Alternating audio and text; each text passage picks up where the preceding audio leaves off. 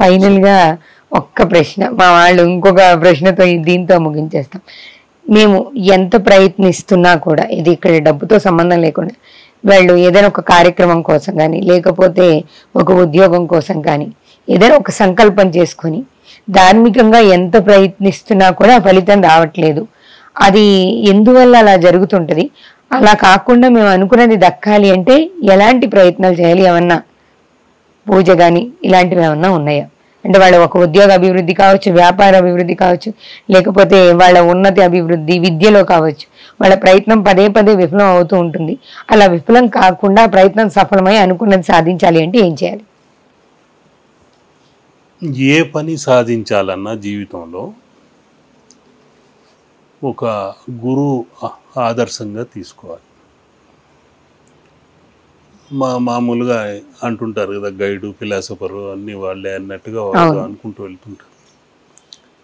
ఆ విధంగా ఎవరినైనా ఒక మార్గదర్శకంగా మనం తీసుకోవాలి. మొదట ఒక గురువుని ఎన్నుకోవాలి. ఆ గురుబలం మనం పొందాలి. దానికి ఏం చేయాలి అని అది ఆలోచించాలి. గురువు కటాక్షం లేకుంటే వారికి విద్యలో రాణించరు. అది ఏ విద్య కానివ్వండి, అది గాత్రం కావచ్చు, చిత్రం కావచ్చు, శిల్పం కావచ్చు, ఇంకేదైనా ఏ విద్య అయినా సరే.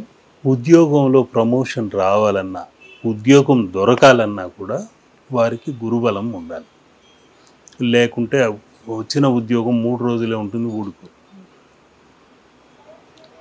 దానిలో ఇటువంటి ఆటంకాలు ఉంటాయి. కాబట్టి వాళ్ళు రాణించాలంటే ఆ గురుబలం కావాలి. ఆ గురుబలం కావాలంటే దక్షిణామూర్తి చిత్రం పెట్టి అయినా ఆరాధించుకోవచ్చు.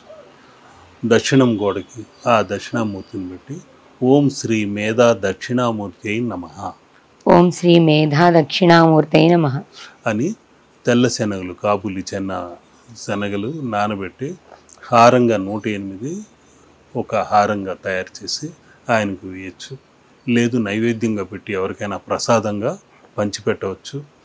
ఓం శ్రీ మేధా దక్షిణామూర్తి నమః అనుకుంటూ ఈ ముద్రని, ఇది గురుముద్ర, ఇది బృహస్పతి, ఇక్కడ ఉన్నదేమో శుక్రాచార్యుడు, ఇరు గురువుల ముద్ర. ఆత్మ పరమాత్మ సంగమం కూడా. కాబట్టి దీన్ని చిన్ముద్ర అంటుంటారు, జ్ఞానముద్ర అంటుంటారు. ఇది అతి ముఖ్యమైన ముద్ర. అప్పుడప్పుడు 15 నిమిషాలు ఇలా కూర్చుంటే చాలు.